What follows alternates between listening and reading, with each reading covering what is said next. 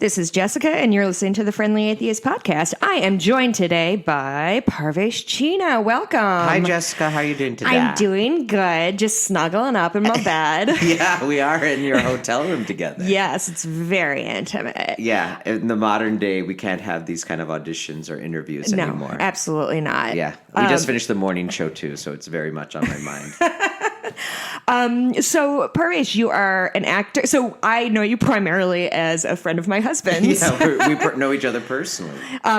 So you went to high school with Mikey. I've known Mikey since elementary school. Since elementary school? Yeah. He does have a really adorable picture of you guys, like, in a play together. And I also saw he posted a photo of, like, me, like, wearing, like, a lot of, like, neon 80s colors and him still in Chicago Cubs gear. Yeah, so little has changed. Nothing has changed. My Cubs hat is actually in the car right now. I almost brought it in, too.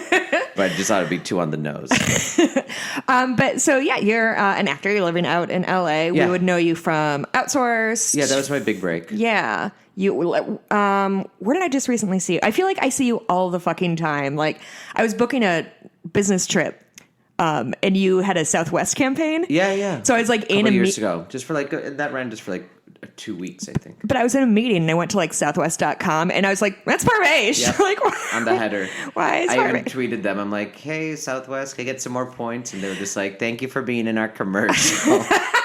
We paid you scale, so you should be grateful. I am actually a big Southwest fan. I am too. That's what we fly. Yes. Because do you have the companion pass? I don't have the companion pass. We gamed it. We know how to do it now. Oh my God. What you do is you just book the hotels on their website, and then like if your normal hotel you're looking for was $200, but they might have one for $250, but then you get the points. 10,000 points a night. You're on your way to the companion pass. Ugh. See, I'm still doing commercials for them. Are they paying you to be here? I know. I hate them, love them. So yeah, let's kind of dive in. So, sort of a little bit about your background. Yeah. You are first generation Indian American. Yeah.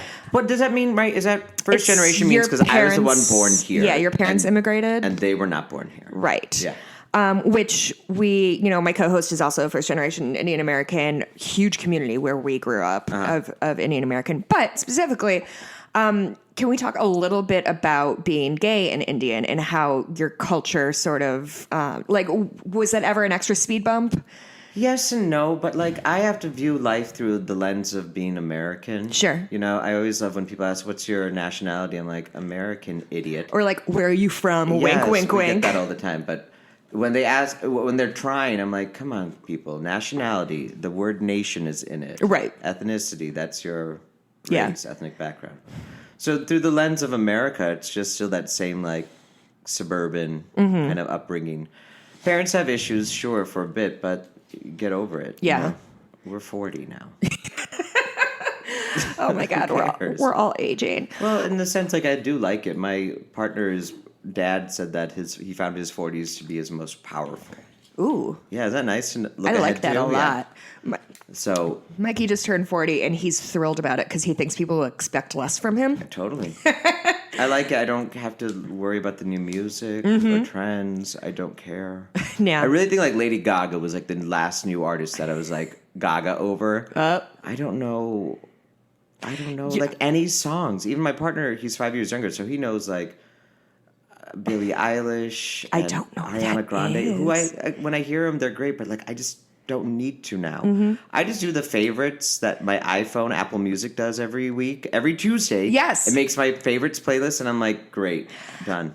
I created a playlist like on Spotify like 7 years ago. Yeah. Just haven't changed it. Why would you need to? I'm just like, I add 2 songs a year. Yeah. I'm just like really old in my. I took a Lyft to Hollywood last night, and the Uber driver was listening to like The Killers, and I was like, fuck yeah, dude. Like, that's my jam. Yeah, but I feel like even they're still current. I don't think they are. No, they don't. I mean, not shit. He was listening to like Hot Fuzz, which is funny. Which was my whole jam, like in college. Yeah. But yeah, it wasn't. Mom's fine with it. She and my partner text all the time. Ooh, how do you feel about that? I like it because then they don't text me. It's true. I don't think I would like that at all. Why? You're not close with your in-laws? I'm close with them, but like Like, we'll chat once in a while, but we don't do anything of consequence. I let Mikey take care of his family, and I take care of my family. But there's no, like, cross-pollination? I mean, he's buddies with my brother, because he knew my brother before we started dating. Okay. But even so, I guess I text my sister-in-law a lot. Anyway. Yeah, but that might be an ethnic thing, too, because now, even at this age, I remember going back to being, like, gay and Indian. I remember senior year of high school thinking, like, I want to get away as far as possible from home, because I just wanted to, back then in the late 90s, just that MO was you came out freshman year of college. Just wait till college. Just wait till college. You know, it gets better. It gets better in college. Yeah. Versus now, I have friends whose children are pre-puberty transitioning. Yeah. Because then they'll never even develop the other hormone that they didn't want. So that's fascinating. Like, just look at how far it's come in 20 years. Yeah. I was just talking to, have you read the book? My listeners kind of make fun of me because I love this book, Red, White, and Royal Blue. No. Oh my God, Parvesh. I'm obsessed. I've read it 3 times. It's just like this beacon of light in this dark, horrible world. It's a romance novel where the son of the first female president falls in love with the Prince of England, and hilarity ensues, etc. But all that's to say is I read that in a book club with 2 of my best friends, and there's a few characters who they don't really address their sexuality. They just sort of say, like, oh yeah, she dated this guy and now she's dating this woman, and they never kind of address it. And I feel like that's kind of the direction things are going in, of like labels are kind of meaningless because like I feel like at the next generation, hopefully people who are lucky enough to have like understand parents won't have to like quote unquote come out. Yeah, It'll just be like whoever they date is who they date. I agree with you fully. I think that's even like our gender constructs and what we're attracted to.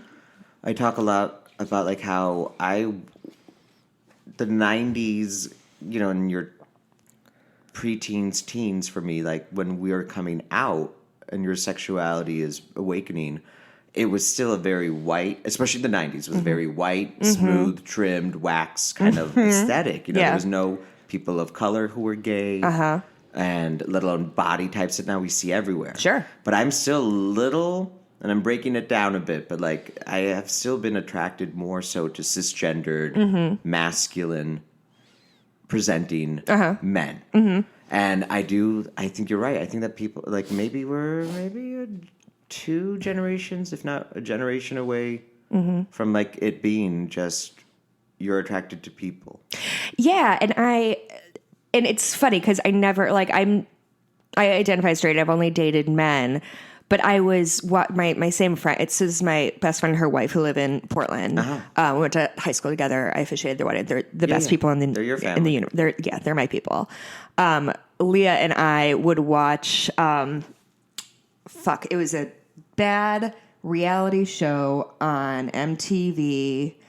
Are You the One? It was called. Yeah, I don't know it. And there was a season that, so the loose construct is there's, say, 12 people or whatever, and they've all been scientifically matched with each other. Sure. And they throw them all in a house, and they have to figure out who their match is. And then this season that Leah and I watched together was everybody was queer. So you have the 12 people in the house or whatever, and anybody could match with anybody. It's not like... and so we had a lot of conversation. So it's really spanning, like, sort of gender presenting. And Leah and I would have, you know, so Leah's gay and I'm straight, and we would have interesting conversations about, like, you know, these different people. And I was like, are you more attracted to, like, a feminine man or a masculine woman? And she and I were the opposite, because there would be, like, really, like, kind of masculine women. And I was like, oh, I think that's more attractive than, like, a really effeminate man for me. And she was the opposite. And it's just like, when you allow yourself to sort of blur lines of who cares, right, you sort of open up doors to kind of interesting parts of yourself. And I just, don't you think it's too bad that people close themselves off? Well, I remember, like, now let's come back to the podcast. It's religion, too. There's an element of, like, organized religion.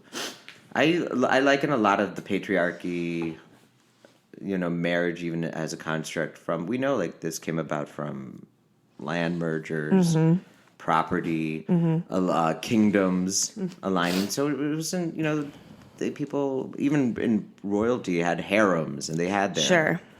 from Eastern, Western cultures all had like, oh, this is my wife, but here are my 4 other lovers. Right. So it's still new. And then that control even of like what the Catholic Church taught us of why priests kept married. It's not about any celibacy of Jesus. It's because they didn't want the church. If I was a priest before they changed this and I was married, we had a kid, I die. The kid is not a priest. He gets the church property right through the lineage, through the son. So that's why we know this. This is full-on truth that the Catholic Church made priests celibate, not for anything other than just to keep the real estate, the power, the money. Yep. So whenever... And it's effective. It is. But then now, if you were to ask, someone's grandma, like in their 70s, 80s, who probably remembered services in Latin before, Vatican II, they would just tell you like, no, celibacy is because of religion, or we need, or this. I'm like, no, it's actually, you have to really look at the specifics before we just gloss it over. Well, and it's hard. It's hard and it's frustrating when you know the answers to questions and people still refuse to see the why. I've had a lot of, I went through a few years of being very militantly anti-religion, anti-faith, what I perceived as anti-intellectualism. Because and I used to be this person. I used to be like, I believe in everything that science answers, including the Big Bang. And then God did that. Just like in my marrying the two of logic, science. Kind of deism. Yeah, of my teens, early 20s, before I think my 30s when I was like, I got to walk the walk, But now by 40, I've lost a couple of friends, especially some of my Black African-American friends, and I just fought a bit because I offered a perspective that could be erroneous and wrong. Like I mentioned, I thought, when the Brits colonized India, Indians didn't become Anglican. Some did. Some were already Christian, Jewish, Sikh, Hindu, Muslim, everything. We know this. But they didn't even bother with it by that point. This late in the 19th century when they came. They, if anything, made the language Hindi. Yeah. They cobbled everything. Yeah. To make this one so to speak, national language. So I did, when there was like a lot of African movements, like in the 90s, I keep coming back to the 90s. Like when TLC would wear like, the medallions with the continent of Africa on it. And there was that movement. We would argue, it'd be like, I don't know if I would want to be the religion of the race that made my people slaves or, made them a colony like India. And so there's been so much friction on that, because, there's that element of like, yes, but now I found this faith and everything. It's such a dicey situation with a forced religion on American, how African Americans have had such a horrible time in this country. And then when I've, a couple of my close friends where I be like, okay, we're smart. We are not religious, right? And then this is me still like working my own shit out too. Sure. And they'd be like, no, I can address the fact that, yes, a slave owner might have forced my great-great-grandparent to become Christian in order to live. Yeah. But later, if I have the choice, this is, they were like saying that this is their choice. And now I just feel like later in life, like I can accept that. I've become even more forgiving of people who are religious and have faith, because at the end of the day, like if I believe that these 60 to 80, 90, 100 years that we each have on the planet, make the most of it. I get a little frustrated, like, fine, if you think I'm wrong, you're still going to have your magical heaven or 40 virgins or planet.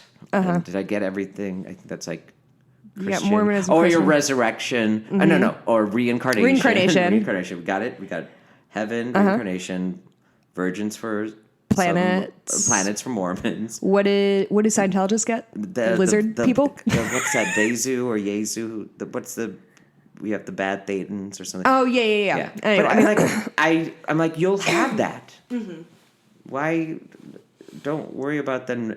If you think I'm going to die and go to hell or be done, then let's just enjoy this time we have together. Yeah, and I think I'm still working on that too. Like I'm healing some relationships with some friends, and going forward, I don't care as much, because why? Unless they're actively fighting or preventing me from getting married or adopting. Right now, we still know federally LGBTQ community can be fired from work or discriminated from work for being gay, as well as housing. But we can marry and, so to speak, adopt kids unless Alabama or Mississippi gets their cases to the Supreme Court under the court system, which is now my biggest fear under the Trump administration.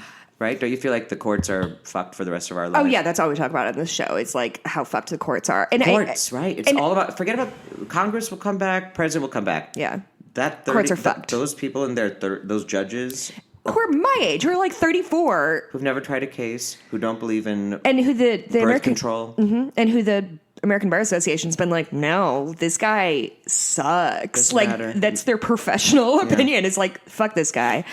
That's where I feel like that's when that religious ideology, when like even let's face it, the GOP, whether or not they believe in religion or not, they know that they have to play that game. Correct. To get that base, the evangelical, the white, whatever, even like just fundamental anyone, Jewish, black, Indians, they see population as a huge Trump supporter because coming later in mass to this country because of, immigration, Chinese Exclusion Act to when Johnson and Nixon finally opened up the gates for the brain drain. Yep. They think they're white. They think they're rich. They don't understand why my dad, Republican, everything, did not understand white flight, but then they don't have history. No. My dad's an engineer coming over in 68 or 70, whenever he did. He doesn't know. All he saw was like, all right, I live in Chicago, and there are a lot of black and Latino people doing drugs, or right. His perception of that, and white people are out in the suburbs. Let's go. So it's just, you see, they don't know that. Okay, post World War II, only white men, not even white women who fought in the war or worked in it, got 30-year mortgage, got the GI Bill. So it's just this cycle that, so like, where I do feel is that where this administration, what the GOP does, is, they're not, I don't think a lot of them are going to say it, but their religious beliefs is the bottom of everything. If you were to ask me, like, if I was religious, being on the left, though, yes, I will separate my church and state. Nothing to do with, if I need to pray twice a day or 5 times a day like a Muslim, I don't need to make everyone do it or make it an issue or make like, no, everyone has to stop. Obviously, if we're in a, monoculture country like Saudi Arabia or Iran, where it is a majority Muslim population, yes, that would be built in. But in this country, we are supposed to have separation of church and state, but we do know that all these Republicans who are for anti-abortion, anti-women's choice, anti-LGBTQ rights, we know it all stems from their religion. Yeah. Because if they could separate it or not listen to some of the dogma of it, they would not be passing these laws to actively hurt people. But don't you think it's interesting that in the same breath, so we see these people who genuinely legislate from their religion, from like the morals they have, but then they're also,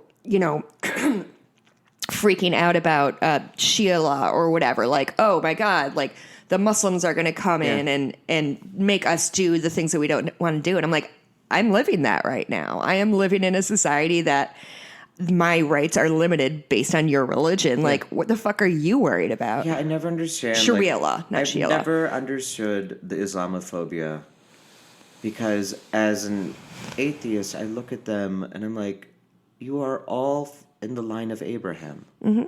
My Muslim friends say that, Jesus is not our ultimate main guy. But he's up in there. But he is. Yeah. It's like, it's not like Christians worship Abraham or John the Baptist, but they're big figures. Yeah. And, we know like how some countries even put an emphasis on the Mother Mary and, and whatnot. So we know that they're up there. Yep. So that's why I've never understood, and obviously we know fundamentalism and crazy people, but at just the base understanding, they have more, Jews, Christians, and Muslims have more in common than they do with a Buddhist or a Hindu. So that's fascinating to me. I mean, don't you think it has to do with race? Like, But how Jesus became white. Which is such an impressive makeover that they did on him. Sandy, blonde, blue-eyed Jesus looks like no one I've seen from Palestine. Yeah, no, it's a wild thing, and I think it always comes into in groups versus out groups, and tribalism for sure. And when we live in a country as big as the U.S., people search out tribes, which sometimes that comes to their state. Sometimes it's their religion. Frequently it's their race. Yeah.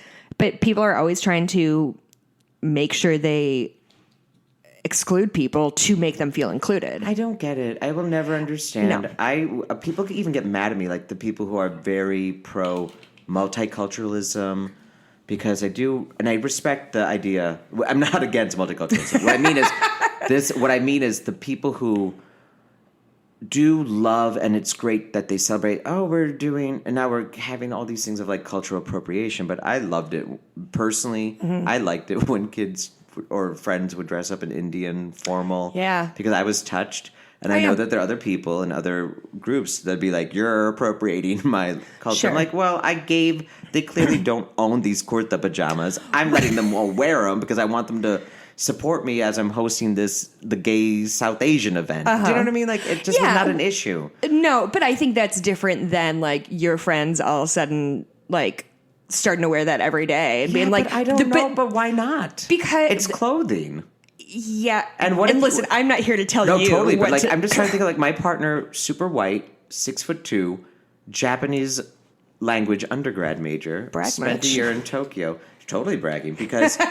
So what? He should not speak Japanese. He should not speak the food, and he doesn't wear any clothing. I mean, he wears plaid, and he's from Portland. But I just don't care, and especially because it comes back to my thing. Like, I want us all to be one race, which I think is controversial. I'm hoping for like in the 8 or 10 generations from now, where we'll just be this beautiful brown or something. Sure. Because like, and this is me at my trippiest, but there was a Star Trek.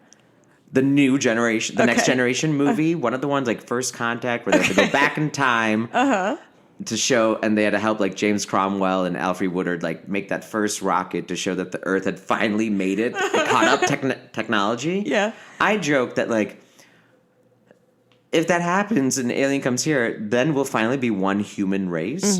But then we're going to try to bomb the shit of whoever and nuke. We have a new outsider. Exactly. We'll always find someone. This is what I hate. We'll always find someone to hate, band against, fight.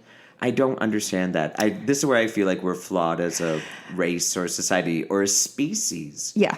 I mean, like, I just will never understand that what we do to animals. I guess.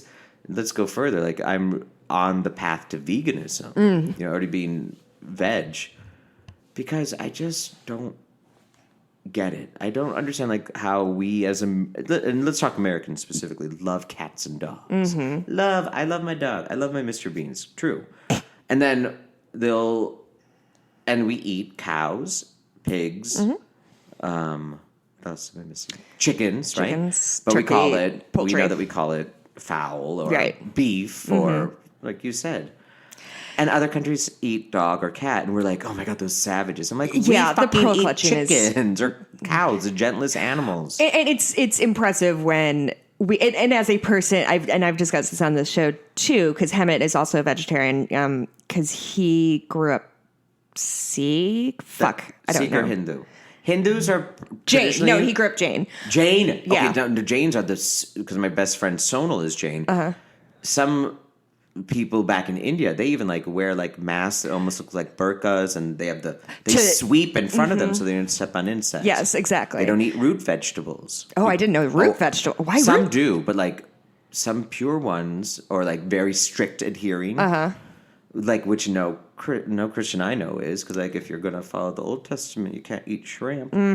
But, or we're like polyblends. Right. So, but they, Sonal eats like, she's vegetarian. She eats onions and potatoes, but she has people in her family and relatives that do not. Like a lot of tomatoes, rice, fruit. So I understand that. I get it. It's just, and again, my vegetarianism even came about moving to, I feel like California did it to me, moving to LA from Chicago. Oh, sure. And it was also around the time of like, it's still like even before like Forks Over Knives, but we're just learning a lot more.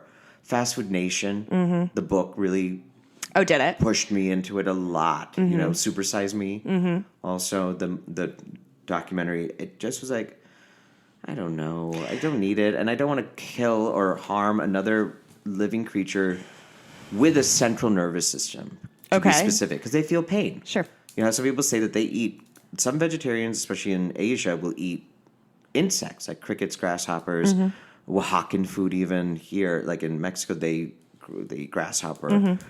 Because apparently then they don't feel pain, or like there's some that you can break. There's that line of like pain and whatnot, but it's just so easy for me because I don't know, like ethics from environment to, it's mainly environment where I think about, let alone health. 10,000%. And it's funny because I've had this conversation a million times that like I eat meat and I am fully aware it's morally indefensible. Like I understand like I am making like a not great choice for myself, but I like it's like people like cigarettes or people like alcohol or whatever, like, or they know it's bad for you, but I like it. And all the things that we like are bad for us. You know, when spicy foods, alcohol, it's just, you know, too much sex, they say.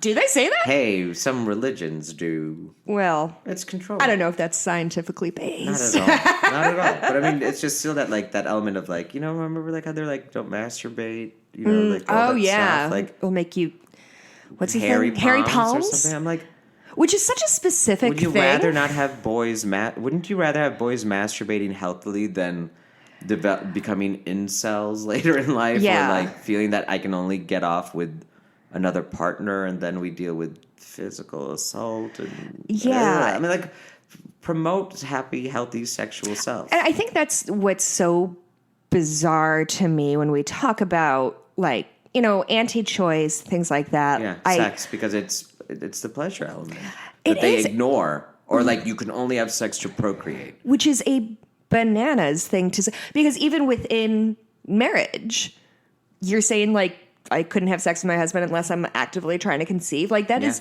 and I don't think they would. But don't some people like? That's why we joke. We have, but every religion, you know, like I used to think it was only like certain groups. Like, wow, they have a lot of kids. It must be. But now you can insert any. Most religions, even Sikhs, you know, like they're one element. Like why some gay Sikhs hold on to this is they say that the only thing in the Guru Granth Sahib, I think, about family is you should just have a family or make, you know, like that whole thing about be fruitful and multiply for Christianity. Yes. It applies there. They just said, so some gay Sikhs have interpreted it as like, well, I am partnered and we're having kids, so we were having a family. We're good. You know, it stays to the letter of it. But like, we know, like, look at Orthodox Jews, you know, that have like, we joke, my friend Steve would always say like, oh, look at that minivan. It's either going to be with all those kids. Bet's Jewish. He would always pick Jewish. So I'm like, well, I'll take Mormons. And and it would always be like Catholics, not the Jews, you know, but like, it was just fascinating, like how every group, like especially at the fundamental level, you are supposed to breed. Yeah. And make more. Look at the Duggars or the Duggars. Duggars, yeah. Like every kid is like an Irish twin, right? Within less than a year. Yeah, it's unconscionable. Like I cannot imagine like a friend of mine just she's got like a 7-month-old. And I was like, can you imagine being like 4 months pregnant right now? Like just getting pregnant right away and like dealing with an infant and also be like, oof. It's fascinating, like, because then we do talk about, there's, you know, people say overpopulation to resources, and I think of Idiocracy, the Mike Judge film, where like at the very beginning they give you the primer of why we got so dumb is like smart people weren't having babies, or they're just having one, and dumb people without. And I'm so sorry, I went to my white trailer trash voice. Dumb people, but you know, like they don't. But he made a joke of it. But it is a little bit, there's some truth in it where like, they're going to have less access to contraception, sex education, and even like, you know, women's health, you know, the choice to have an abortion. It's going to be much limited. The less education, less money you have. We know this. So they're going to make more. Yes. And it's fascinating. Like that fear does hit me a bit. Yes. And also, when I think the thing that really kind of makes me angry is when people kind of pose as anti-choice because the baby, you know, we need to save the baby or whatever. But we have evidence, not that means a lot to a lot of people, but we have evidence saying, well, we know how to reduce abortions, and it's through contraception and access to birth control and sex education. And they're like, no, but none of that. And then also, I love that they're like, we want you. You have to have that baby. You can't abort. Okay, I've had the baby. Help me. No, you're welfare on your own. queen. Exactly. That's what's so fascinating to me. I always wanted like every evangelical or every person who went to a protest on the sidewalk of an abortion clinic. I'm like, be like, great, the line starts here. What? Wait, what line? Oh, you're here for you're protesting, so we have this new thing. Like every time you come to a protest, guess what? You got a baby to take care of. You got to bring one home. Why not?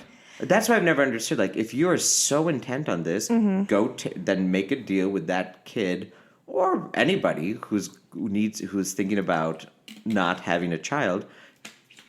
You take their child. Yeah, but you know what? even that. Pregnancy is not a small thing to take on. Yeah, as a male man, I'm just saying, like, yeah, it must be so easy, right? Yeah, Women? super easy. Like, God, yeah, it's all a fucking mess. So last time I saw you was a week ago, 2 weeks ago, when you were in Chicago with Danny Pudi doing your two-man show, which was a delight. Yeah, thank you. Is your first time seeing it? Yes. Yeah, I think we were talking. We didn't know if this is like our 5th year back to Chicago. It was so fun. Mikey was losing his fucking mind because he was literally just like straight up talking about our childhood together of like Amy's basement of that. It was so much fun. I think so we're still dealing with race in a weird way in Hollywood, in that it's at the same time becoming more diverse and people of color are telling their stories more. But something like the Oscars is failing to catch up. Yeah, I had a friend tell me though, like that. Don't forget the people who vote for categories, and I'm not a member of. I think it's AMPAS. I'm not, because I barely do any film. It's mainly television. I'm in the Television Academy, the Emmy people, because that's where I work and that's where I like it. So I do know that the people who vote are the people in your peer category. So a friend said, like, don't forget, they keep trying to add more diverse, younger membership, but the majority is still older and white. So that's what they pick. Which it's very much a microcosm for our entire country. Yeah, look the powers that be versus the representation of it. And it's not lost to me that most black, there was like a joke on Black Twitter I think I saw where it was like, yeah, they only vote for us or nominated us when we were in slavery movies. And we got Cynthia Erivo, who is phenomenal. Got to see her in Color Purple twice. Oh, wow. And she's great. So talented. But Harriet Tubman, Underground Railroad, she was nominated for like the night at El Royale or anything. It's just, I get it. Like Lupita's Oscar, 12 Years a Slave. I mean, it's just, we get it. And the fact that she did not get nominated for us isn't that weird? It's like, what else do they need? Maybe because they feel like she had her time or something, but it's just it's disappointing. My biggest omission is the cast of Parasite. So we just watched Parasite last week, and holy fuck, was that movie good? It's the only movie, honestly, that we were when the screener came, we were like dropped everything and watched it. I don't watch a lot of movies anymore, and not that they're not great or anything. It's just not. I'd rather watch television because I work in that medium more, and also if I'm now investing in characters, I want to be with them for like at least 12 hours, not 2. I kind of feel the same way. So Mikey's a huge movie buff, and so oh my god, I haven't seen anything. I haven't seen Once Upon a Time in Hollywood. I haven't seen. Saw that. I've seen most. Little Women, I hear, is phenomenal. So good. I could care less. Oh, it's so good. Tell you why. Though. Simple reason. Nothing about the actors. Nothing about Greta Gerwig. I just don't. It's another Little Women. Listen, I get all white women remake. Do you understand? Like my blinders now go on. If something is like before 1978, I'm like, okay, there's no part for me. Unless, of course, now I'm going to grow into the age of my parents. So I do joke that like I will never escape the accent where I am in my time and generation. Think about it. 24. Excuse me. I was 24 when I moved out here in 04. So I'm the 9/11. They're my people in Chicago. You're gonna work all the time. All those terrorist roles. I'm like, great, because that's what we want to do. But sure, fine. And now going into my 40s, 50s, where we're going to be playing more dads. Mm-hmm. And if I'm doing 80s, 90s period piece, if I'm going to do my own story, for example, 80s growing up in Aurora, Naperville, Illinois, I'm not going to play me at 10 or 20. I'm going to be playing my dad or uncle. And so it's just fascinating to me, like, that'll be my lot in life. But I do glaze over when movies and everything, I'm like, when it's just like a lot of the, even in television, a lot of the revivals of late, I'm like, oh, this is the only way you can get an all-white cast of 6 or 8 people again on TV by doing a revival because you can't do that anymore.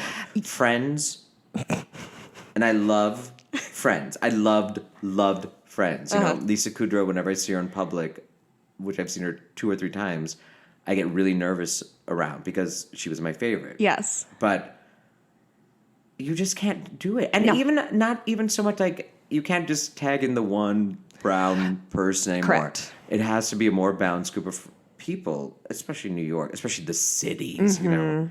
So I do glaze over with movies because it feels like it's still such a protected world. Yes. And I'm the same way. I've gotten so Mikey probably sees at least a movie a weekend. No, that's like his whole jam. And he'll try to see everything. And he and I have both made a conscious effort of trying to focus when we go to the movies on seeing movies that are not about straight white men. Yeah. So, which has been great. Like, I think great for us personally. Yeah. And like, you know, like you said, you vote with your dollars and that's why, God, Queen and Slim was like, we saw that movie. I've never been affected by a movie like that. It's good. Oh my God. Like ugly crying at the end. And just like the feeling of like sort of the movie ends and you're just sitting in stunned silence of like, I have to like go back to the world now. Like that just happened. And the fact that like, if that movie was about 2 white people, it would have swept the Oscars because it's this like character study and it's so interesting and good and effective. But all that's to say is I have gotten extremely good at, like, I'll see a preview for something and be like, that's not for me and I'm not going to see it. Like, I refuse to see, like, The Joker. I'm not going to watch The Irishman. I'm holding out on because I asked, my question, some reviews was like, what's redeeming? And they're like, why is it a story worth telling? It's really beautiful violence and a great origin story. I'm like, I don't know. Do you feel this way too? Like when the world or like politics, like this, it was like this a bit during 01 to 08, during W. Like I didn't like seeing depressing stuff. But during Obama, when I didn't have to worry, the best thing about Obama was like you didn't think about the world or national stuff day in, day out. I focused on my career. I focused on friends and dating. And so I liked seeing depressing stuff then. Right now, the idea of seeing the Joker... Right now, I just don't want to. Parasite, at least I knew would be something different. Joker, no matter how wonderful his performance or how it was directed, I just don't want to see the content. Right now. I don't care. I do not care about like the struggle of a straight white guy. Like that to me, that's just not compelling anymore. Like because everything we watched growing up was how hard straight white men have it, and like when you look back, the movies even nominated this year is still that. Ford versus Ferrari, Once Upon a Time. Didn't see it. Once Upon a Time in Hollywood was... But do you know what I mean? It still is that... Oh, for sure. But I remember I watched Close Encounters of the Third Kind. Thank you. I did not want to mess that one up. I just watched it as an adult, maybe 2 years ago. And I was furious through the whole thing because the whole thing, the plot of the movie is a guy who has a perfectly serviceable career and a very lovely wife and kids is so miserable with his lot in life and like so dissatisfied. And it's like, listen, if you're dealing with like mental health shit or whatever, I'm not going to take that away from, but like to act like he has this like burden because he has 2 kids that he conceived and raised, like, and we're supposed to understand that like, oh, he needs something more in life. So he's going to abandon his family to like go be an alien or however that movie ends. Yeah. I can't think of anything less appealing than like somebody who has a perfectly nice life and is like, oh my God, it's so oppressive to go home to my wife every night. Like, fuck you, dude. Like, no, why didn't you divorce? Yeah, do something. First of all, get therapy because there's clearly something going on that's not outside in. It is inside out. But yeah, like, so I'm very, very aware of like Ford versus Ferrari. Absolutely not. Don't give a fuck. Yeah. Do not care. Don't care. Like, I actually I do want to see this movie, but I thought it was a period piece. Knives Out. Knives Out is very good. Great. There's one black person in it. There's one black person. I thought it was a sequel to Fish Called Wanda for a moment because of Jamie Lee Curtis. Then I thought because of the wonderful costuming that you see on the billboards. Uh-huh. And I don't want to know. I also am doing a thing where like I never know HBO first looks. I don't read. Oh, I'm reviews. the exact same way. I don't want to know anymore. Mm-hmm. But I looked at the poster. I'm like, oh, it must be set in the 70s. And someone's like, no, it's modern day. I'm like, come on. Yeah. You cannot have that big of a cast. Mm-hmm. It's just that's an original story. I know it's a homage to Agatha Christie's and whatnot, but like, come on. Do you understand like how us the I don't know, like I'm just like, what are you being serious? There's not anyone else of color.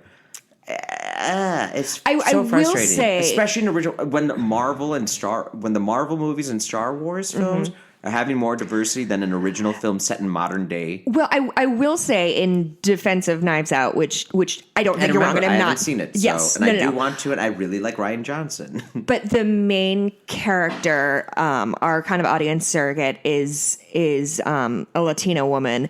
And race does play into it. Okay, good. Then I should be quiet and watch it first. Yes, I can't wait because I mean, the review, what little reviews I've seen, and how it's still doing well in box office, but just the optics. Oh yeah, no, I don't disagree with you, but having the context of the movie, That's why I feel like even back to like the Oscars and everything, like I do feel like the film industry is so far behind because there's an element where I feel that America's film industry is still making movies for China, for Asia, and they've told us like that. Well, and we saw this African American comedies like that changed. But I remember when Barbershop came out, they're like, it's not going to do well overseas, and it did. Yeah, it was kind of made that start. Even to like where everyone had the dumb cousin. I have this one stupid cousin who, when we were watching Comedy Central India on one visit.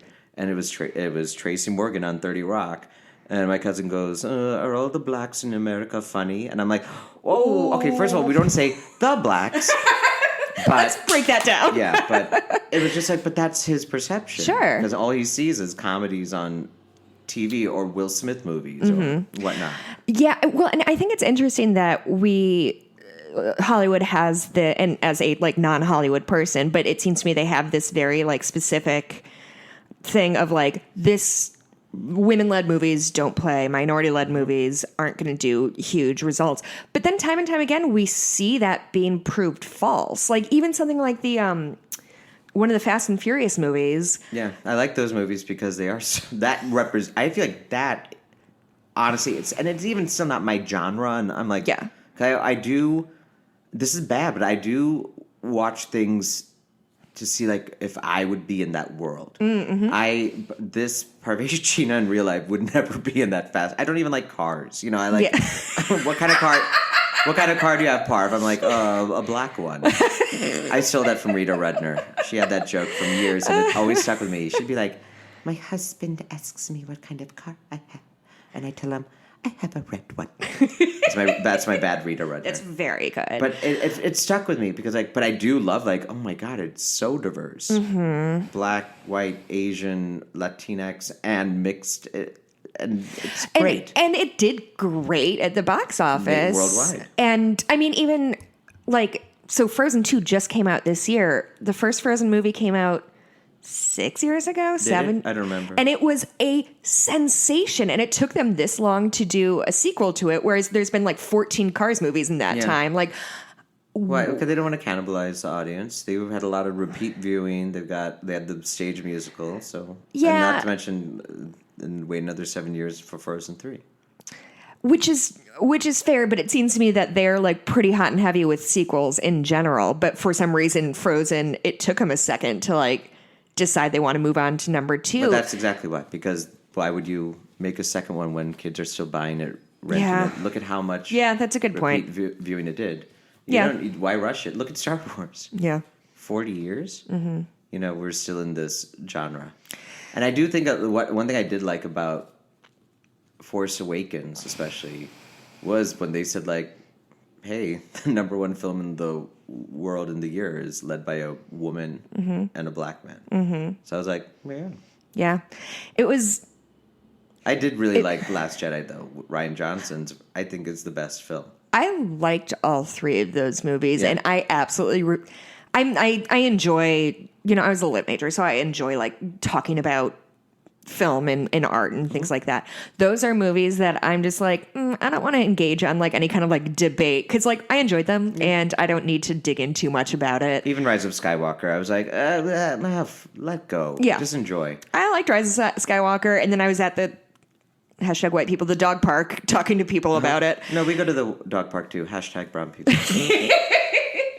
Like I work remotely, so my only friends are people I meet at the dog park, and I don't know their first names. I know them as like Bear's mom, which is cool and chill of me. But anyway, I'm just like, they're like, what did you like about it? I'm like, I don't know, it was fucking entertaining, and it removed me for 2 hours from like this hellscape that we're living in. And like, what else do I need from a movie? And let's be honest, they did wrap up 40 years, 9 films, decently. I thought so. I thought so too. I think I had a lot of Rian Johnson today. I did read, an article with him saying that Carrie Fisher did Punch Up did a pass, if not, I don't think Force Awakens, but definitely on Last Jedi. Oh. So even that joke when she sees Luke for the first time and she goes, I know what you're thinking. I've changed my hair. That's her. Mm-hmm. They said, like, no, she did a pass on the script. We kept a bunch of her stuff in, and I missed that in Rise of Skywalker. That was my one little thing. Like, I think some of the jokes were like, wah, wah. They were really definitely. Need Carrie Fisher here. Yeah, I thought that was lacking, but I was like, I don't fucking care. Right. Like, but that was that one difference between charm. Last Jedi. Yes. For me, it was like, wow, Last Jedi felt really current. It felt new. So I like all three movies. So now I have to see Knives Out. I'm not going to badmouth it off of the billboard anymore. Because it's also the non-genre, non-comic book, non-sequel film that's done well. Think of it. Like it's an original script. Right. Everything else is a... Yeah, I was shocked, like, so the Oscar nominations just came out on Monday, and I was shocked how many things were adapted. I didn't realize, like, how few original which, that's not necessarily a bad thing, but... No, but it's the way it is. Yeah. Look at Broadway. Look at musical theater in this country now. It's all... Oh, my God. It's all movie adaptation or jukebox musicals or... I'm not too well-versed, especially not living in New York, but the last big one, in my mind... I'm sure there's been some since, but like Next to Normal, Brian Yorkie about his family and the woman with mental illness. It just didn't come from like a book or a movie or a cartoon or a Disney show, you know? Yeah, really and truly. And Hadestown, I guess, which just won the Tony. I think, but it's still an Orpheus and Eurydice tale. Oklahoma revival. Yeah, it's... Originality is lacking. But I do find that we have it in television. In scripted material. Right. I think this is not like a hot take for me, but television is going through such an interesting time right now. There's so much. I mean, look what NBC Universal just announced their Peacock, their streaming service with Comcast. And so between Disney Plus and Apple TV Plus coming out this year, the past year, I did just read, though, that Facebook is getting rid of their originals, their scripted originals. So they're focusing on, like, The Red Table with Jada Pinkett Smith and Steve Harvey as a revival. But, like, that Elizabeth Olsen show, I think, is canceled. So, like, I think it's still... We still haven't found, like, the even point for it yet. Yeah. It's still, like, there's a glut right now of a lot of programming content. And... places to see it, and I think it will level out soon. But it's just really like, there's so much. There is a lot, and it feels, especially like when you're on Twitter and it seems like everybody's watching everything right as it comes out. And I'm like, I can't keep up with all this. Like I have to do other things besides stream TV all day. Have you seen Pen 15 on Hulu? I didn't like it. It's amazing. Everybody told me I would love it, and I watched it. And it just middle school. I know it didn't. I think the secondhand embarrassment was a lot for me to deal with. Like, I don't do good with, like, don't do well with like awkward situations, and the it's Spice just Girls, and they made her the servant. You didn't think the masturbation awakening? I only got like 2 episodes into you're it. missing- I know. It is the best. I know. We watched the entire series again. That's a show I would like stop and rewind to like watch them do stuff. It is, That was kind of me with Schitt's Creek, like 2019. Schitt's Creek is. We watched Schitt's Creek that binge around the same time as Pen 15. Pen 15 is just like nothing I'd ever seen. No, and I don't talk shit on it because it's, to me, it's like, it's okay. Get to the 3rd episode. Okay, I'm gonna try again with the with masturbation, because especially not being a woman, like I just thought it was a lovely, delicate, and hilarious point of, masturbation's always a male kind of thing. Spanking the monkey, jerking off, that kind of thing. Like, you don't really let women, let alone have any reference of it, but funny and poignant too. Yeah, and I feel like Big Mouth is also kind of doing that, of like re-exploring childhood without like the sort of rose-colored glasses of like innocence. But I think Pen 15 is a lot more grounded, even as ridiculous as it is, versus animated Big Mouth. Yeah.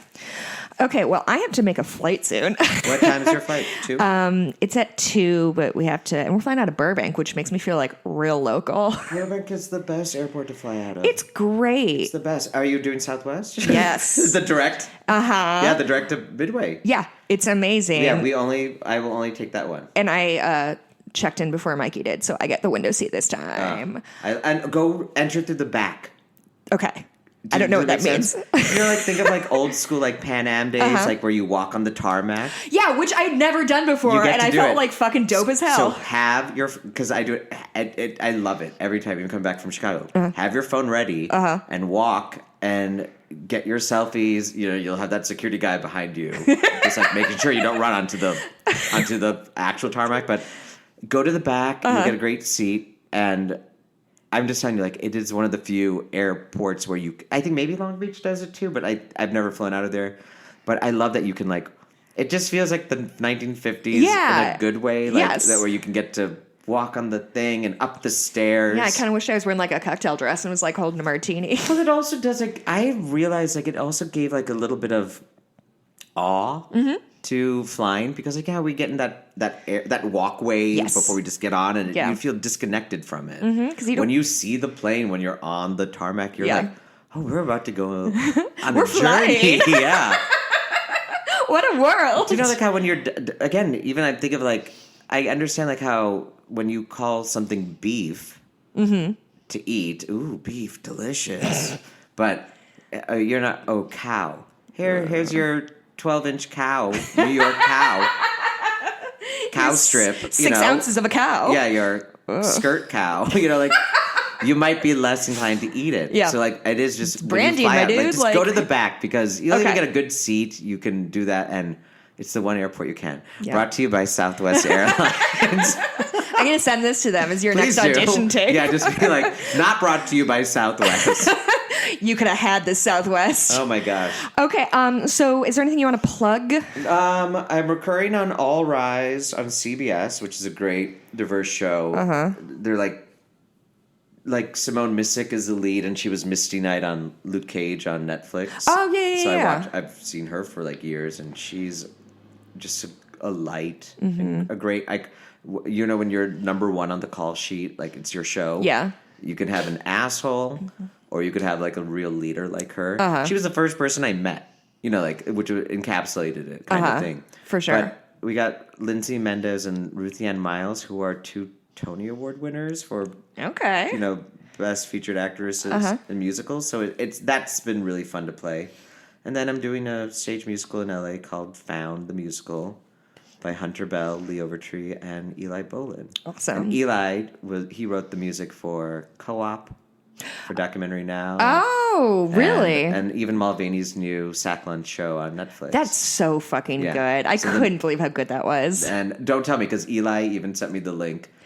We were texting the other day on Apple Music, and I'm like, no, Eli, I can't. I don't do this. Even like back to like movies and previews, I don't want to know. Yep. Same with musicals and shows. Like, I can't listen to the soundtrack, because I remember like devouring the soundtrack to Wicked, and then seeing it in Chicago with Anna Gasteyer and being like, this is great. I but saw not that same run. But not as good as in my mind. So I literally stopped. I won't listen to a musical score until I see it. Yeah, I had the same experience with seeing Book of Mormon. And normally I'm the same way. I was such a musical theater nerd. I would devour everything.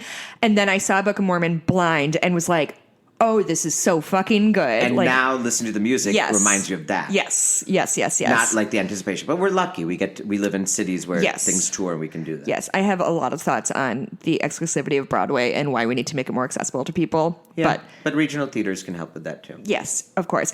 Okay, thank you so much for your time and we'll for do it coming to again. meet me. Okay, I will talk to you soon. Bye. Bye, everyone.